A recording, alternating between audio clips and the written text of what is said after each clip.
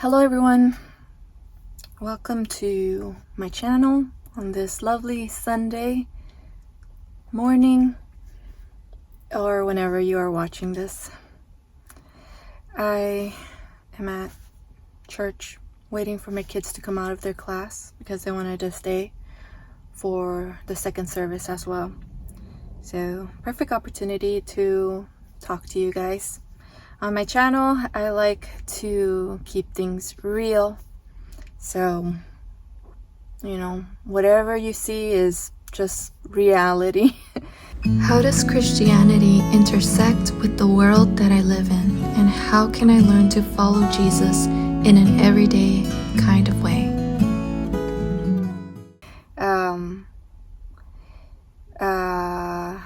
It's taken years for me to really pinpoint what my channel is all about, and I think that I've settled, and it's been the journey trying to figure out, okay, what do I think God wants me to do.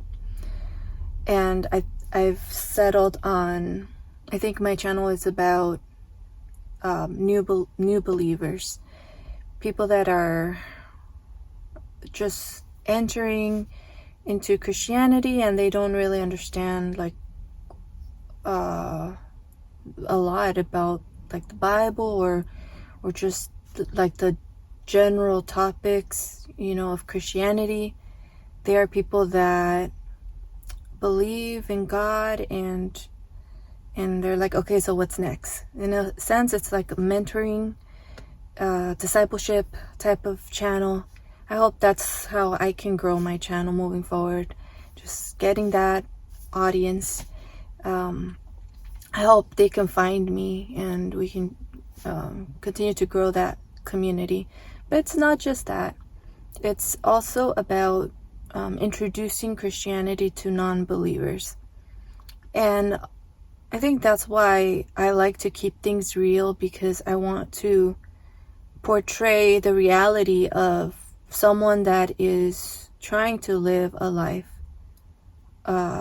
according to what the Bible teaches Christians. They are supposed to live their life that way. And I try not to just focus on the teachings of the Bible, like theology. I want to apply it to daily life too, and show that it's a struggle. We don't get it we don't get indoctrinated and all of a sudden we're like these robots that we do everything perfectly according to the Bible. And I want to show that side to non-believers who are possibly considering Christianity or have been burnt by Christians in the past, and just to show you that not every Christian is the same way, I think that a lot of non-believers, non-Christians, gravitate towards sincereness. They want to know, oh, you're not just another fake Christian apologist or whatever. They want to, I think a lot of them will respect that you are genuine. They might think you're wrong, but at least they can trust that what you're saying is coming from a good place. I think for whatever reason, most of the time when non-believers hear Christians, they might assume the worst of that person. And, that's part of the Christian experience too. What do you do in those situations? Especially as someone that I cannot really relate as far as just feeling hostility towards Christians. Coming from a place where as an unbeliever and just thinking Christians are ridiculous, stupid, all of those things, like people that say Sky Daddy, things like that. I think it's so much easier for Christians who have a background where they used to say the same things. I think those Christians are way, way better at being able to have conversations with them because they identify, with those people, and they're more patient with them. They probably think it's funny or whatever. But as someone that's grown up in the faith, it's just like, I don't know, there's not that much patience, I guess. And that's part of God changing me and helping me to see things in a different way. So there's that. And then at the same time, there is a way that I relate to non-believers. I think that I find a lot of things that people say, including non-believers, I think sometimes in my mind, I think, man, that's so idiotic, that's so, and I want to make fun of it, and I want to be sarcastic, I want to be harsh, and it's interesting because if you are a non-believer, if you're an atheist, an agnostic, it's almost like you have a free pass to be that way, and you expect other people to respect that, maybe even, because I think in their mind, they're just being very real and very honest, and there are certain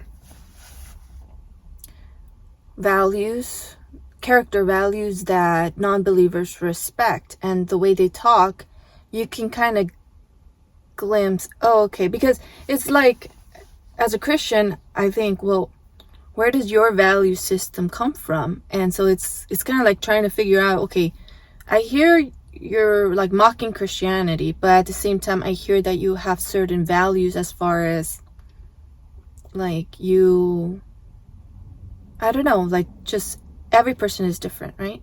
And so I think that a lot of non-believers they don't give Christians a free pass to be the same as them, because they're like, wait a minute, we're going to hold you Christians, to your standards, because you do claim that you believe in this Bible thing. And as far as I'm aware, the Bible teaches that you can't be that way to me. And maybe they don't realize how they're coming across, because I don't know, for whatever reason. But I had an experience that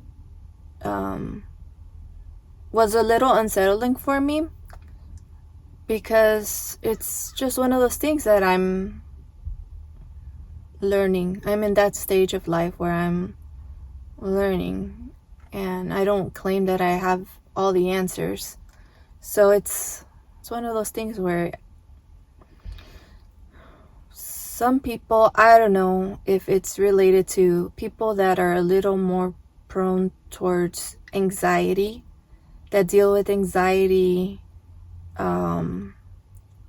maybe other people that deal with other mental problems, that get fixated on something, and then so it's like you feel like you can't have peace, you can't move on until like you dissect that situation and have some resolution. Whereas I can imagine other people, they just brush it off, and they don't want to spend time thinking about it. So probably somewhere in the middle is best, right? I find myself more towards, like, if I don't catch myself, my mind would naturally just keep thinking about something, and then it turns into like this snowball effect, and I'm just talking about like just in life, like in any little situation. Lately I've been able to tell myself, you know what, that's anxious thinking, so don't go there, because like you might, like for example, in the morning getting ready for church, okay, like just being leaving the house later than what I would have liked, that can turn into, okay, I'm late, okay, I'm stressed, okay, why is this happening? And and by the time you actually walk out that door, like, you're just like in knots. Well, the same thing can happen when you interact with someone. If you're prone to like just making things like worse and worse, you're not helping yourself, right? And you're especially in that dynamic of, you know, I don't know, I guess interacting with a non-believer and the interaction between a non-believer and a believer. So the situation that I'm talking about happened like days ago. Days ago. And I wish I was one of those people that could just like and whatever. Like, it's like I'm not one of those people that still think about that and wonder like how I could have done something different and blah blah blah. That's me, actually. I am someone that something could have happened years ago and I'm still like, how could I have handled that situation better, you know? And that's the place that I'm at in life, in learning, and that's why I'm talking about this situation. I was on X and I had seen a lot of things that had happened relating a debate that was supposed to happen. Maybe you guys are familiar with this channel. It's called Modern Debate, and I think the main person that handles that channel, his first name I think is James. And I have been learning a lot about Islam through Apostate Prophet's channel and David Wood's channel. They seem to be brutally honest about the implications of Muslims and living out their faith according to what the Quran teaches them and other sources that they read a lot in their religion that they live by. And so when I saw that AP had gotten in a situation in one of his debates, he was threatened that because the debate, AP pointed out that Muslims, including the person that he was debating with, Muslims believe that ex-Muslims, apostates, should be unalived. And the guy he was talking to agreed, and he even threatened him because they were supposed to debate in person like the next month or so. And so he threatened that something was going to be done to him. And so that led a cancellation to that debate, and they had to find another debate partner, and they had to ramp up security at the event, armed security. And I saw that AP seemed very affected by it, and he needed, he asked for help financially to provide security. I'm sure it wasn't just that situation, but other threats, because those two people that I mentioned, their channels, they have many situations where they have been threatened. So I'm coming from that place, and I think I'm very outspoken on my X account. I don't know if you guys think I'm outspoken on this channel too. I don't know if you guys think that there are a lot of things that I could say better, and probably that's true, but like I said, my priority is to be real, to keep things real, and if I can learn along the way to say things a little better without compromising being real, then I want to do that. So I saw the person, James, had left a announcement talking about how they were going to continue this debate con, and that, I don't know, he gave the explanations as to what happened and why they needed to change the debater. Is that the right word? I don't know. So I left a comment saying something like, maybe in the future, people that believe they should unalive ex-Muslims or apostates shouldn't be platformed on these events or, the channel. And to me, that was more just me thinking out loud, thinking like, this whole thing fell apart, and what a terrible situation happened, to AP. Like, maybe people that are open about their views like that on videos or whatever, maybe those people should be avoided so that a situation like this won't happen again. Because it wasn't just that, it was that a very well-known guy, I forget his name, Cosmic Skeptic or something like that. That guy, he canceled like 2 weeks before the event, and it seemed, from what I read in that post, it seemed to be because he didn't feel safe. So the person responded to me on X in a way that I felt, wow, like, you took it very personal. You took you're being really rude to me. And I tried to explain, I think you read it in a way that it wasn't intended.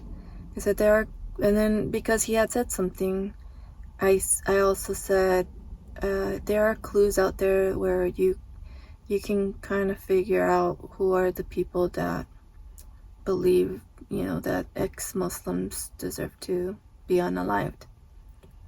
And I was surprised that the person responded again. And I was put off by the way he was talking. He accused me of being smug because I started the comment saying perhaps in the future. I think and that's the thing. When you read something, you can read into it. So he probably read it like perhaps in like snarky, smug, and that wasn't it at all. I don't really write a post on X in order to like put someone down, but that's how it must have come across. And so I just felt like, oh my gosh, this is someone that you can't reason with, you can't explain. They think they know you better than you know yourself. So I just said something like, you're sensitive, got it. Like, okay, like, gosh, I can't even leave a comment on your post without, you taking it like the worst possible way. And I knew I shouldn't post that, but I just thought, you know what, like, it's okay to just say what you think sometimes, even if it comes across as an insult. And I did that, and then he responded again, to my surprise, And he took it to the point that he said something like, you're a Christian instead, and so you respond in telling someone that they're sensitive when someone is calling you out for being smug. And he shared my profile picture saying that this you, and my profile picture on my X account says learning to follow Jesus in an everyday kind of way. And so I gave it like an hour before I thought, I'm not gonna respond. This person's just like, what's the point of responding to someone that's being this way? And an hour later, I'm like, you know what? Oh yeah, he said something like are you being a good witness? And when I first heard that, I thought, oh my gosh, I'm gonna be honest with you guys.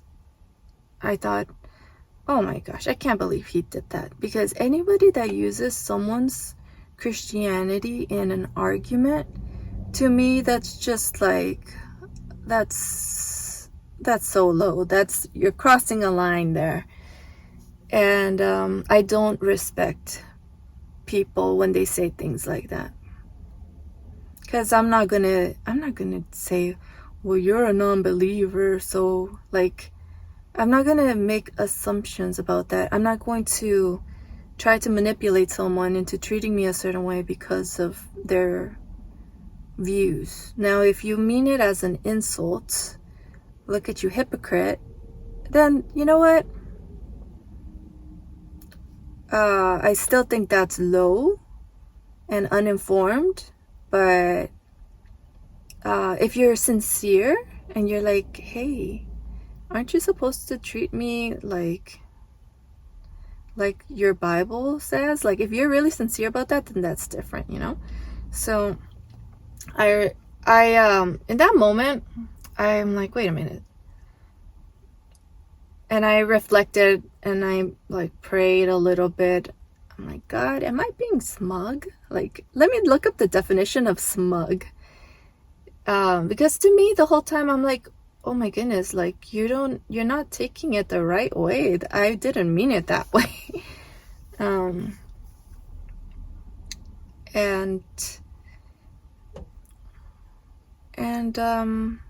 I'm like, you know what? If I am, if I am, you know, I would want to know.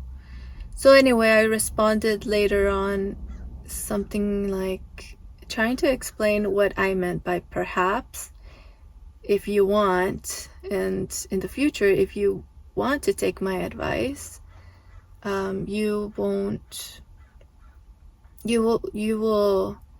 could ask Muslims that want to debate if they believe that ex-Muslims deserve, you know, the death penalty. And he didn't respond anymore, but I did end it saying something like, and if I came across smug because of the word choices I made, you know, no one is perfect, including Christians. So I don't feel like I owe him an apology, because I think you should apologize if you actually did something wrong. If I really was, you know, like trying to put him down, sure, but I wasn't. And what I ended up doing is I deleted the post that says you're sensitive, because, you know, after thinking about it, just because you think something or want to say something doesn't mean you should.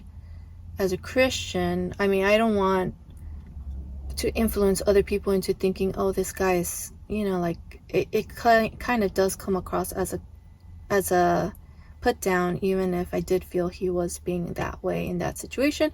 And I just thought, you know what, that's not nice. Like, at the end of the day, if someone tells me I'm sensitive, well, maybe I have good reasons for being sensitive, you know, and just calling me sensitive, that's not really helpful. So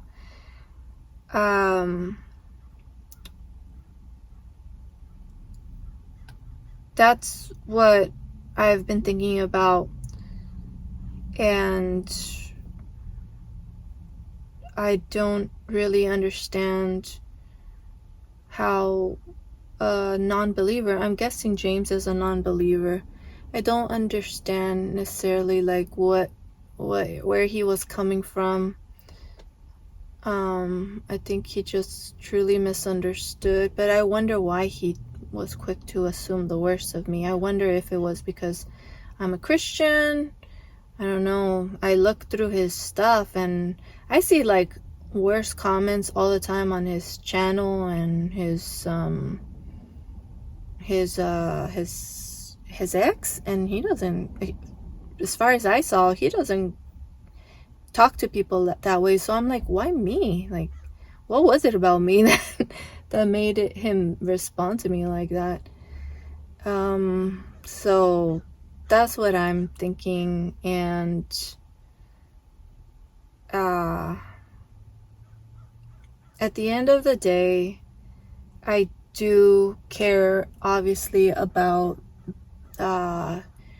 reflecting the love of Jesus to everyone, but that's the thing. It's like, where do you draw the line? Because, for example, people like David Wood and well, I'll just say David Wood, because Apostate Prophet is not necessarily Christian. He says he's doing some thinking, but he hasn't landed quite yet, or not sure if he is going to.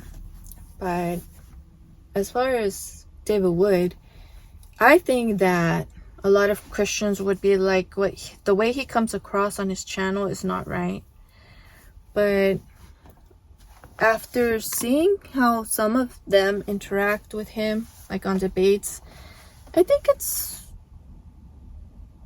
appropriate, because like the way that he mocks the way the other people talk, if you see them in an actual debate, like I saw like one debate with David, and I think it was the same person that debated AP, and it's just, they mock the Muslims that they debate with. They mock them, and so it's like, okay, how do you decide as a Christian what is appropriate and what is not? And I've heard David would say things like, the world's definition of love is wrong. And what is loving is to actually care enough to tell someone when they're wrong and tell them the truth. So that's where I'm like, well, is it like the same for all of us Christians, where we can be snarky and sarcastic? Or is it like maybe some of us are not supposed to be that way? Maybe it's different with each person. Maybe it's because I'm a woman. I don't know. Maybe I tend to be more concerned about things that guys are like, whatever. So that's where I'm at. I know the Bible, like reading through Matthew, you see Jesus, the way he talks, sometimes he just tells people they're hypocrites, and he calls it like it is, especially because he actually knows people, the thoughts and the hearts of people. And so like when I think he calls them snakes, sometimes he calls them blind people. I wonder like how Jesus would come across in this time if he was the way that he is, if people would be like, like, and you're the Son of God and you're talking to people that way. So it's one of those things that I guess I'm not going to have peace about when tiny, minute situations like that one happen. I can't really dissect it. I can't really have a solution except to trust that, I am on a journey. I am on a learning commitment with God, and that, you know, we can learn from each other, even if it is like listening to a debate between an atheist and a Christian, and you can just learn certain things, maybe how to be a better what would you call it, more effective, or I don't know. Like, honestly, there was a debate I was listening to with Inspiring Philosophy. I was listening to the debates yesterday, and the last one, I didn't really have the patience to hear the guy he was debating with, because to me it's like, oh my gosh, you're thinking about this completely wrong, and you're not being fair to like Christians. So it was interesting also to see, for example, the Christian, at times he was a little maybe he was provoked a little bit, and the way he came across, maybe it was a little arrogant, but at the end it's very interesting. The dynamic between men, I've noticed, is that you can just go at each other, and it's like a game. It seems it's a battle of the minds, right?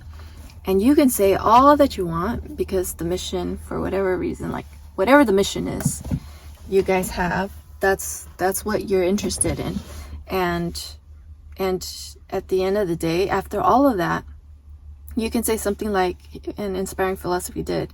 He said, you know, I watched you growing up, and, you know, it's an honor to be here sharing the stage with you. And automatically you could just see like the softening in his opponent. Like, oh, okay, like it's like you honor. I'm sorry, I'm laughing. It's just a little foreign to me, because if women did that, I don't know. Like I don't know. I just don't know. And it just kind of seems like men have a code in the way that, and I want to learn the code, you know, because I don't know, maybe it's different. Maybe I can't just, you know, do that kind of like, I don't know. These are the things that I'm really honestly confused about. Because I do have a past where I seem to make guys angry, and I come across in a way that I feel misunderstood. But I don't know. A Christian apologist once said, if you're a woman, because I had asked them this question, if you're a woman, you need to be careful with the way that you talk to a man, because men will be more harsh to women. And so going back to the example, like I feel like men can be super like rude to each other, but if you just, at the end of the day, you say something kind and about the other person, and then it's like, okay, peace, we shake hands, we move on. But I don't know if that's the same situation for if like a woman were to, I don't know if it comes across like worse if a woman insults a man. I wonder if the man takes it worse or more personal than if a man insults a man, you know? And maybe the other way around, I don't know. So lots of thoughts. Like I said, it's so easy for me to just want to dissect something, and then at the end of the day just leave it at I don't know, because I'm not omniscient. I'm not what's the word, omnipotent, where you're like all good. So it's like, well, yeah, you could try to defend yourself all you want, but at the end of the day, you know, there's a lot of issues that you need to work on. So it's like you have to just be open to improving the things that that are fair, you know? Something fair criticism is okay. And I just, there were a lot of things in his response. Like, one of them is pretty much telling me my advice is unwelcomed, or you need to know what you're talking about before you give advice. And the other thing is that how much how much grace do you give to people that believe bad things about non-believers, you know? So some people want to treat all religions, all debate opponents of different religions the same way in the name of free speech. And I'm all for free speech, honestly. I thought that James does a really good job at setting up these debates. For example, the one yesterday that I saw with AP, and this other guy, I don't think he's a Christian. I thought that guy was very charismatic and I really liked how he was honest about him not believing that Islam was better than Christianity. I mean, he showed up having to debate, like, it was already not gonna happen. Everybody was already on the side of AP, and he himself said it was an uphill battle. But anyway, I thought, you know what, it's important what James does, in that it's like freedom of speech, that AP, for example, is able to say all of these things about Islam, for example, that in other countries they will arrest you for it. Like someone might attack you, threaten you, like he was, but what he did was good, that he platforms so that people, for example, you know, AP can talk about his views on Islam and even be protected, you know, with the armed security that he provided. So I don't hold any bad feelings towards James. I'm just confused, and I think it's okay, because when things like this happen in my life where, you know, people say that I have bad character traits, I guess, they're uncomfortable, but you learn from them, you know, and in the future you might learn how to respond or how not to respond if a situation like this arises. I do feel that I've calmed down a lot compared to how I used to be. I think God has changed me a lot, because sometimes when you feel that you don't have a voice, and you're not understood, sometimes you feel like those situations that come up where someone is not understanding you, that's when you have to like stand up for yourself. And you might, but like I'm learning that that's not something that you have to do. And you know, honestly, what I learned from this situation is that as soon as someone is and the thing is, I didn't understand what was going on, you know, so I was just really, I didn't know what was going on. When I started to think, wait, what if he's just legitimately confused, and he thinks that I'm accusing him? So I explained to him also in that last post that I told you about. I told him I never suggested that you were responsible for what happened. Only that guy, right? Only that guy is responsible that made the threat. So what I learned from the situation is that when someone comes across to you, and you know, hey, that's not what I meant, instead of going into defensive mode, or thinking you have to like stand up for yourself, I think as a Christian, I can learn from others, and that I think I just thought, like, how would, like, for example, a Christian apologist respond? You know, someone that's more careful about how they speak. I thought someone like that would have been polite, would have responded in a polite manner, and just explained, oh, I didn't mean blah blah blah. maybe they would have said something respectful in that situation to just kind of help the other person like not feel so defensive, and just explain what you mean. The thing that's confusing to me is that like I'm just confused by the whole situation, because it's one of those complicated topics where a part of me thinks it's good that I said that comment, because it is a very serious topic, and I am all about like speaking up for people that that are the underdogs. So like I'm all about ex-Muslims being safe, you know, and I think it's important. Yeah, anyway, the thing also is to know when to give your advice and when not to, and perhaps how to give your advice.